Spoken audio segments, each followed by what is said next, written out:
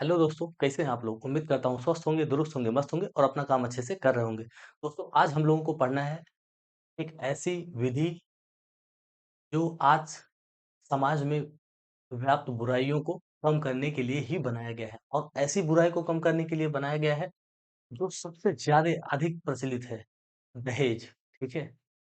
उसको प्रतिसिद्ध करने के लिए, उसको थोड़ा उसके प्रभाव को कम करने के लिए, दहेज लेने और देने से को रोकने के लिए, दहेज को बढ़ावा देने से रोकने के लिए, इन सब चीज़ों को रोकने के लिए ये अधिनियम बनाया गया है। आज हम इसका 1 शॉर्ट वीडियो पढ़ेंगे और शॉर्ट में चूँकि यूपी जुडिशरी आ रही है, तो उसके लिहा उसकी उसको देखते हुए यूपी जुडिशरी के मतलब नोटिफ़िकेशन तो अभी आया नहीं है, लेकिन उसी के लिहाज़ ये आज हम लोग पढ़ेंगे।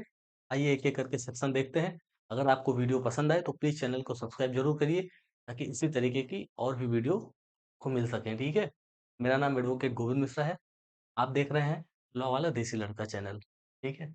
आइए देखिए, पहले हम लोग देखते हैं कि ये जो डॉवरी प्रोहिबिशन एक्ट है, इसके बारे में थोड़ा-सा प्रावधान देख लेते हैं। 1 मिनट। इसमें अध्याय-वध्याय का तो कुछ सिस्टम है नहीं भैया, ठीक है? कुल मिलाकर इसमें देखिए, इसमें कुल मिलाकर 10 ही धाराएँ हैं, ठीक है? नियम है, वो हम लोग बाद में पढ़ेंगे। पहले ये जो इम्पोर्टेंट है, जो जुडिशरी में आने की 100% जो चांसेस हैं, आपको मैं एक ही वीडियो में लगभग 20-25 मिनट का वीडियो होगा, इसमें टोटल आपको एक-एक शब्द रट उठेगा अगर एक बार आप ये वीडियो देख लेंगे। एक बार देखिए, समझ में ना आता है, एक बार फिर देख लीजिए, 100% समझ में आने के चांसेस हैं और 2, 3, 4 क्वेश्चन तो इसमें से आता ही आता है, ठीक है? आएगा ही। कुल मिलाकर 10 अध्याय हैं, तो 10 धारा है, सॉरी। अब इसको एक-एक करके पढ़ते हैं। जो-जो इम्पोर्टेंट है, जो आने की उम्मीद है, वो पढ़ेंगे। उसके बाद हम लोग देखेंगे कि क्या है ये, दहेज प्रतिषेध से क्या मतलब है, ठीक है? देखिए, इसका नाम दहेज प्रतिषेध अधिनियम 1961 है, यानी कि 1961 में ये पारित किया गया था और लागू कब किया गया? ये कहा गया है, देखिए, कौन-सा लूँ? ये ले लूँ। देखिए, ये लागू कब किया गया? तो 1 जुलाई 1961 को लागू किया गया, ठीक है? इसका उद्देश्य क्या है? तो दहेज को लेना, देना प्रतिषिद्ध करना है इसका उद्देश्य। और अब यहाँ से पॉइंट वाइज़ हम एक-एक करके चलते हैं और देखते हैं कि क्या है। तो देखिए, हमको जो सबसे ज़्यादा पढ़ना है, तो मोस्ट इम्पोर्टेंट है, उसी पे ध्यान देंगे। बाकी इसमें कुछ है ही नहीं, पूरे एक्ट में कुछ भी नहीं है। देखिए, धारा 2 है, दहेज की परिभाषा है। अब दहेज से आप क्या समझते हैं?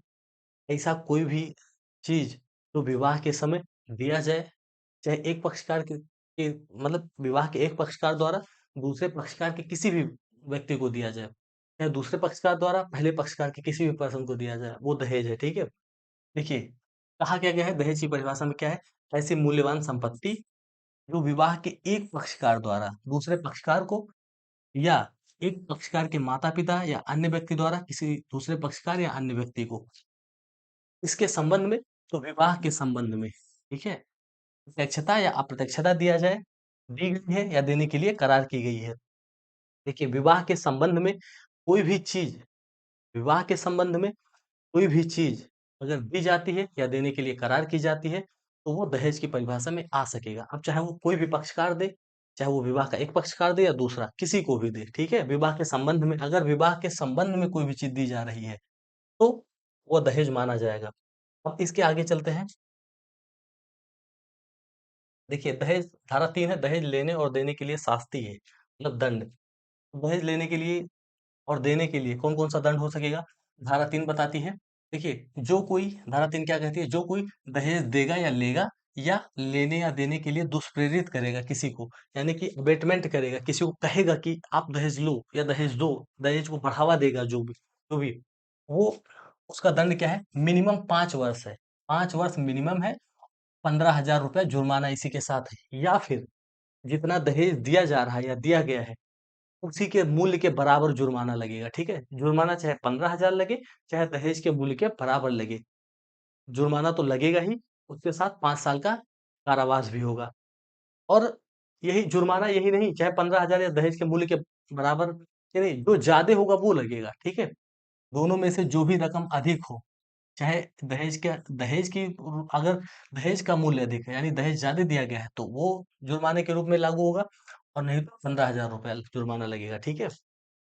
अब देखिए, दहेज मांगने के लिए, देखिए यहाँ पर दहेज देने और लेने के लिए तो शास्ति है, या दुष्प्रेरित करने के लिए अगर कोई व्यक्ति दहेज मांगता है, कोई भी व्यक्ति कहता है कि नहीं दहेज मुझे चाहिए, तो उसको मिनिमम मिनिमम 6 मास का कारावास है, मिनिमम 6 मास का, और मैक्सिमम 2 वर्ष का।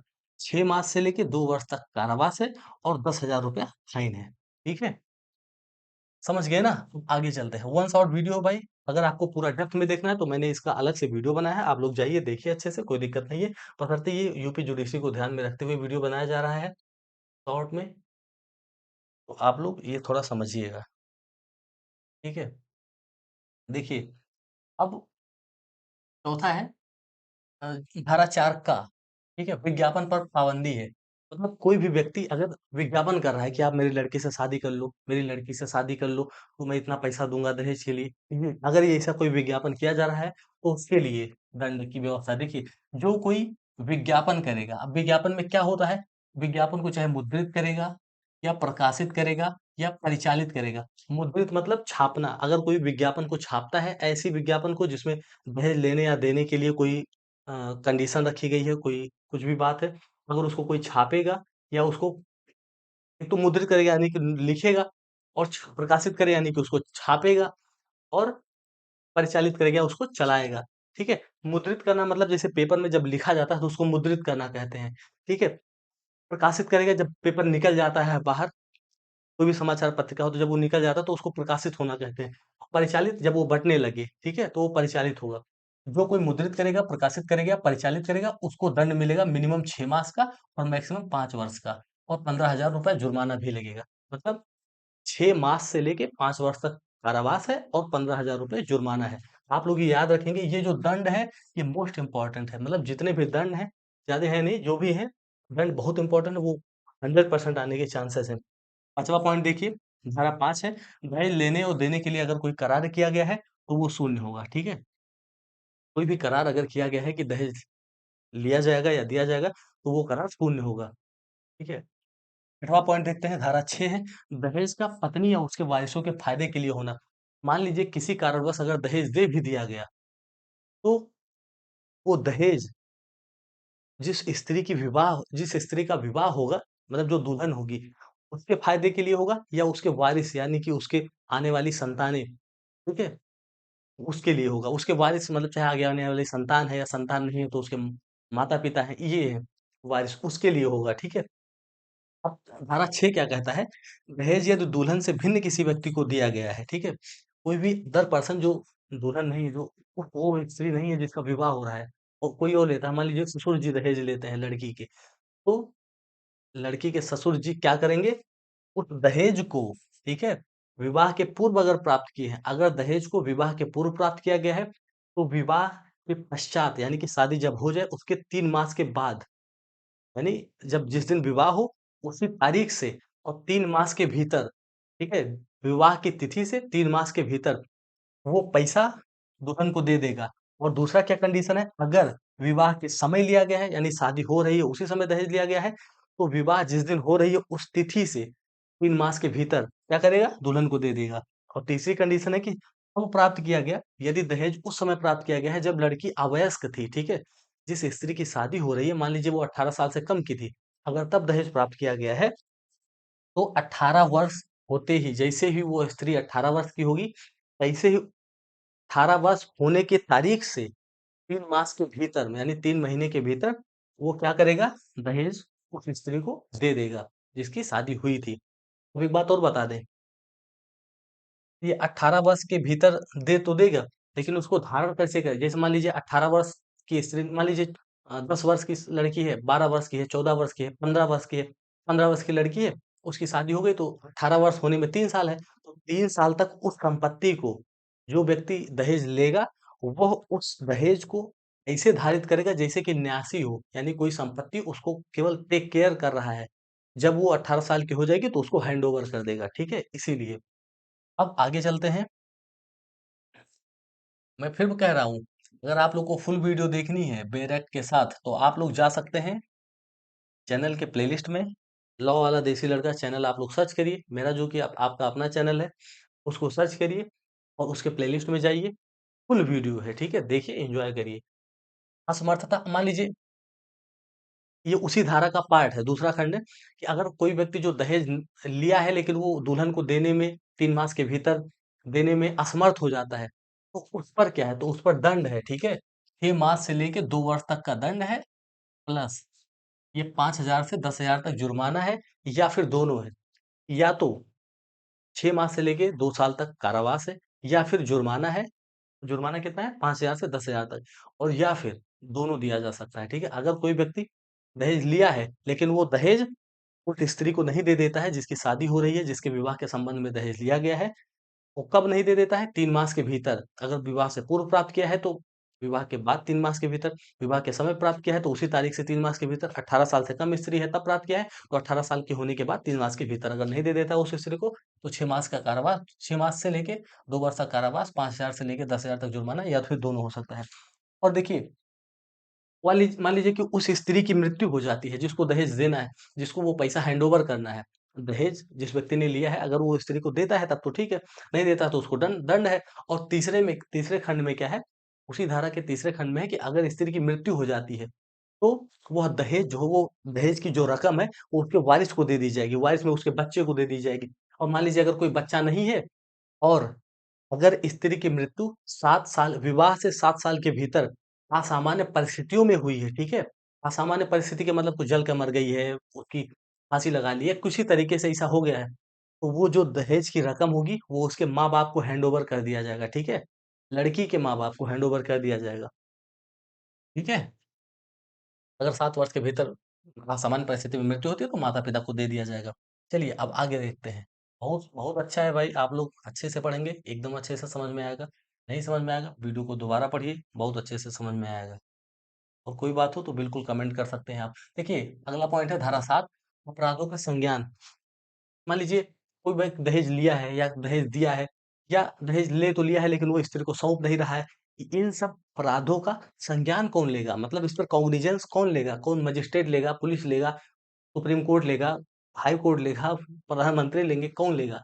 इसमें ये बताया गया है धारा 7 में कि अपराधों का संज्ञान एमएम लेगा, यानी मेट्रोपॉलिटन मजिस्ट्रेट लेगा, या फिर फर्स्ट क्लास जुडिशियल मजिस्ट्रेट। यानी कि अगर मामला मेट्रोपॉलिटन एरिया का है, महानगर क्षेत्र का है, तो महानगर मजिस्ट्रेट लेगा, या तो फिर अगर महानगर मजिस्ट्रेट का मैटर नहीं है तो फर्स्ट क्लास जुडिशियल मजिस्ट्रेट इस मामले का संज्ञान लेगा।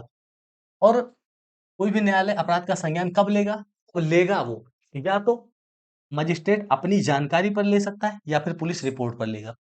मजिस्ट्रेट संज्ञान कैसे लेगा? तो या तो वो खुद की जानकारी हो कि ऐसा अपराध किया गया है तब लेगा, या फिर वो पुलिस अधिकारी जो रिपोर्ट करे मजिस्ट्रेट को उस पर लेगा, यानी कि पुलिस रिपोर्ट पर लेगा। अब दूसरा पार्ट है इसी का कि या तो इस पर लेगा, देखिए अपराधों का संज्ञान कौन लेगा? या तो मजिस्ट्रेट खुद लेगा, या तो पुलिस रिपोर्ट पर लेगा, या व्यथित व्यक्ति यानी कि जो एग्रीव्ड पर्सन है, जिस व्यक्ति के साथ ऐसा अपराध हुआ है, जिसके संबंध में दहेज दिया गया है, वो व्यथित व्यक्ति, या उसके लड़की के मान लीजिए माता-पिता हैं, तो वो, या माता-पिता नहीं है, अन्य नातेदार है तो उसके कंप्लेंट पर, या फिर मान्यता प्राप्त कोई, मान लीजिए कोई केंद्र सरकार या राज्य सरकार द्वारा मान्यता प्राप्त कोई संस्था है, जो कल्याण के कामों में लगी रहती है, कोई, या को तो फिर कोई संगठन हो, तो उनके परिवार पर करेगा, ठीक है? उसके द्वारा अगर कंप्लेंट हो रहा है तब करेगा। देखिए, फिर से देख लीजिए, कोई न्यायालय अपराध का संज्ञान कब करेगा? तो या तो अपनी जानकारी पर करेगा, मजिस्ट्रेट अपनी खुद की जानकारी पर करेगा, या फिर पुलिस रिपोर्ट पर करेगा, या फिर परिवार पर यानी कंप्लेंट पर करेगा। अब कंप्लेंट कौन करेगा? तो या तो व्यथित व्यक्ति करेगा, यानी जो एग्रीव्ड पर्सन है, जिस व्यक्ति के साथ अपराध हुआ है वो करेगा, या फिर माता-पिता करेगा, या अन्य नातेदार करेगा, या मान्यता प्राप्त कोई कल्याण या संस्था या संगठन कोई हो, जो राज्य सरकार या केंद्र सरकार ने जिसको मान्यता प्राप्त किया हो। देखिए, अब इसका अगला खंड है, इसी धारा 7 का अगला खंड है कि फर्स्ट क्लास मजिस्ट्रेट या मेट्रोपॉलिटन मजिस्ट्रेट के लिए विधिपूर्ण होगा कि वो इस अधिनियम में वर्णित कोई भी दंड दे सकेगा, ठीक है? अगर इस अधिनियम के अधीन कोई अपराध गठित किया जाता है, यानी कि दहेज लिया जाता है या दहेज दिया जाता है, या फिर दहेज को लेने या देने के लिए दुष्प्रेरित किया जाता है, या दहेज माँगा जाता है, या विज्ञापन किया जाता है, या तो फिर दहेज की रकम को स्त्री को नहीं सौंपा जाता है, या इसी तरीके का कोई भी अपराध जो इस संहिता में, यानी कि डोरी प्रोहिबिशन एक्ट, दहेज प्रतिषेध अधिनियम में जो भी अपराध वर्णित है, उसमें से अगर कोई अपराध होता है, तो इस अधिनियम में वर्णित जो भी दंड है, वो मजिस्ट्रेट दे सकेगा। अब कौन-सा मजिस्ट्रेट? चाहे मेट्रोपॉलिटन मजिस्ट्रेट या फिर फर्स्ट क्लास जुडिशियल मजिस्ट्रेट, ठीक है? ये समझ में आ गया होगा। आगे चलते हैं और आप लोग पढ़ते रहिए कंटिन्यू। देखिए, अब ये भैया देखिए धारा 8 है, 8वां पॉइंट है कि अगर मान लीजिए कोई भी अपराध इस संहिता के यानी कि इस अधिनियम दहेज प्रतिषेध अधिनियम के अंतर्गत कोई अपराध किए होता है, तो वो अजमानती होगा, मतलब उसमें जमानत नहीं होगा और असमनीय होगा, ठीक है? अजमानतीय और असमनीय होगा। 1 नंबर में क्वेश्चन पूछा जाएगा। जितने भी पॉइंट मैंने लिखे हैं, एक-एक नंबर में सारे क्वेश्चंस पूछे जा सकते हैं 100%। तो धारा 8 क्या है कि इस अधिनियम के अधीन अगर कोई अपराध घटित होता है, तो वो जमानती और असमनीय होगा, ठीक है? 9वां पॉइंट है कि धारा 8 का, ठीक है? धारा 8 का क्या है? 8 का क्या है? सबूत का भार। अगर कोई अपराध घटित होता है, वो मामला मुकदमा चलने लगता है, मामला कोर्ट में पेश होता है, तो अगर सबूत यानी बर्डन ऑफ प्रूफ जिसको कहते हैं, बर्डन ऑफ प्रूफ किस पे होगा? तो उस व्यक्ति पर होगा जो कह रहा है नहीं, नहीं मैंने दहेज नहीं लिया है। जैसे लड़की अगर कह रही है कि इन्होंने दहेज लिया है या उसके माता-पिता कह रहे हैं दहेज लिया है और उसको मतलब जो भी है, ये प्रोविज़न के हिसाब से ढल नहीं रहे हैं, उस खाके में नहीं आ रहे हैं, तो मुकदमा अगर कोर्ट में चलेगा और उसका सबूत दिया जाएगा, तो जो आरोप लगाया वो सबूत नहीं देगा। जो भी व्यक्ति आरोप लगाएगा दहेज लेने या देने के लिए, वो सबूत नहीं देगा। सबूत कौन देगा? जो व्यक्ति आ जिस पर आरोप लगाया जाता है यानी कि प्रतिवादी, ठीक है? सबूत का भार किस पर हुआ? प्रतिवादी पर। आप लोग एक-एक शब्द करके रट लीजिए अच्छे से, ठीक है? एग्ज़ाम में छोड़ना नहीं है एक भी। हालाँकि भैया आइए मेरे साथ ही, मैं भी दूँगा एग्ज़ाम आप लोगों के साथ ही, ठीक है? देखिए सबूत का भार किस पर होगा? तो प्रतिवादी पर होगा। अब देखिए, इसमें अगला पॉइंट है 8 खा। 8 के 3 पार्ट हो गए, धारा 8 का, धारा 8 खा, ठीक है? अब दहेज प्रतिषेध अधिकारी के बारे में यहाँ पे वर्णित किया गया है कि दहेज प्रतिषेध अधिकारी के बारे में बताया गया कि उसका काम क्या होगा। अब दहेज प्रतिषेध अधिकारी का क्या मतलब समझते हैं? दहेज यानी कि दहेज जान ही रहे हैं, डाउरी, प्रतिषेध अधिकारी, प्रोहिबिशन ऑफिसर, ऐसा कोई भी ऑफिसर जो दहेज को रोकने के लिए बनाया गया हो, वो दहेज प्रतिषेध अधिकारी होगा। देखिए, ये धारा 8 का है, इसमें कुल मिलाकर 4 प्रोविज़न हैं, कुल मिलाकर 4 ही इम्पोर्टेंट चीज़ है। देखिए, इस अधिनियम का अनुपालन सुनिश्चित करना, जो दहेज प्रतिषेध अधिकारी होगा, उसका निम्न कर्तव्य होगा। कौन-कौन सा कर्तव्य होगा? तो नंबर 1 है, इस अधिनियम यानी कि डॉरी प्रोहिबिशन एक्ट, दहेज प्रतिषेध अधिनियम का अनुपालन यानी कि पालन सुनिश्चित करना कि उसके हिसाब से सारा काम हो रहा है कि नहीं, शादी हो रही है तो कहीं दहेज लिया दिया तो नहीं जा रहा है, या डॉरी प्रोहिबिशन एक्ट के हिसाब से मान लीजिए अगर कुछ सामान गिफ्ट दिया जा रहा है तो उसको एक उसका एक प्रारूप तैयार करना। आगे नियम में हम लोग पढ़ेंगे, टेंशन ना लीजिए। ये देखिए पहले तो इस अधिनियम का अनुपालन सुनिश्चित कराना हो, इस अधिकारी का कर्तव्य क्या है? लिख देता हूँ यहाँ पे, ठीक है? इस अधिकारी का कर्तव्य तो नीचे है। नंबर 1 है इस अधिनियम का अनुपालन सुनिश्चित कराना, और नंबर दूसरा दहेज लेने के लिए या दहेज देने के लिए या दहेज को लेने या देने के लिए का दुष्प्रेरण करने के लिए यथासंभव रोकना, रोकथाम करना, ठीक है? दहेज लेना देना या दुष्प्रेरण, दहेज का दुष्प्रेरण यानी कि अबेटमेंट या फिर दहेज माँगना रोकने के लिए। अब रोकना मतलब एकदम रोक नहीं, यथासंभव जहाँ तक उससे हो पाए वो रोकेगा, ठीक है? अब तीसरा साक्ष्य एकत्रित करना, मान लीजिए कोई मुकदमा चल गया है, तो उसके संबंध में साक्ष्य, एविडेंस जो भी है वो कलेक्ट करेगा, ठीक है? और चौथा काम क्या है? अन्य कार्य जो सरकार कहे, जो सरकार उसको सौंपे, वो कार्य वो करेगा, ठीक है? तो ये रहा भैया हम लोगों के सामने कुछ। और देखिए इसमें 2 धारा और है, धारा 9 है कि नियम बनाने की शक्ति, ठीक है?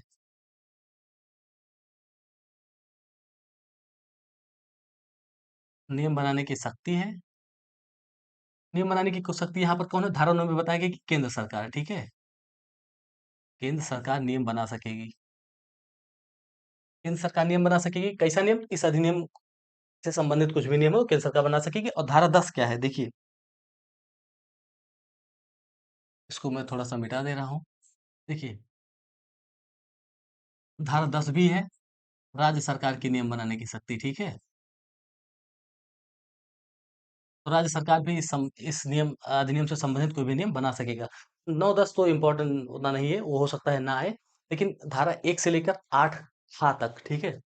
ये देखिए 8 खा तक बहुत इम्पोर्टेंट है। आप लोग पढ़िए और जितना मैं बताया हूँ वो 100% आने के चांसेस है, कम से कम 4 से 5 या जो भी जितने भी क्वेश्चन आते होंगे, सारे के सारे इतने इसी लेक्चर में से फँस जाएँगे, ठीक है? बाकी इसी तरीके के मैं 9 माइनर रैक्स जो भी हैं, सबका वीडियो इसे शॉर्ट में बना दिया करूँगा, आप लोग देखिए और डिटेल में देखना हो तो प्लेलिस्ट में जाइए, उसको अपने से मतलब उसको सर्च करेंगे, प्लेलिस्ट खोलेंगे उसका, तो वो सारे वीडियो डिटेल में मिल जाएँगे। चलिए ध्यान रखिए और पढ़िए, आपकी यूपीएससी क्रैक करना है। ठीक है? जय हिंद।